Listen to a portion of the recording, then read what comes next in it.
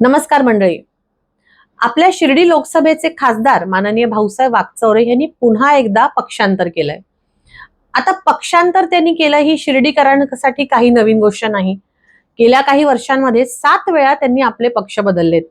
काँग्रेस, मग शिवसेना, मग पुन्हा काँग्रेस, मग त्याच्यानंतर भाजप, मग अपक्ष, त्यानंतर उद्धव ठाकरेंच्या सेनेमध्ये ते गेले आणि आज त्यांनी शिंदे सेनेत प्रवेश केलेला आहे. तुमची राजकीय वाटचाल कशी असू दे, पण तुम्हाला पद मिळाल्यानंतर 2 वर्ष उलटून गेली.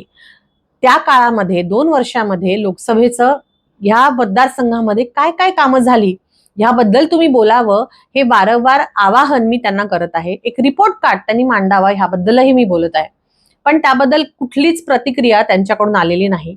किंबहुना पक्षांतर करताना त्यांनी जे कारण दिलं ते साहजिकच हे दिलं की निधी येत नाही, सत्तेमध्ये असलं तर लोकांची कामं करता येतील आणि निधी अभावे लोकांची कामं करता येत नाही असं त्यांनी सांगितलं. आता काल मुंबई तक ह्या चॅनलवरती एका पत्रकाराने संसदेतून अधिकृत माहिती घेऊन मांडलेले काही आकडे तुमच्या समोर ठेवत आहे.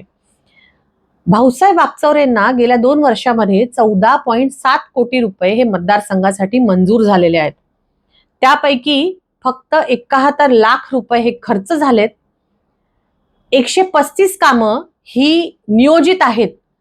त्याच्यापैकी फक्त 2 कामं ही पूर्ण झालेली आहेत. ही मी सांगत नाही आहे, ही संसदेत मांडलेली सगळी आकडेवारी आहे.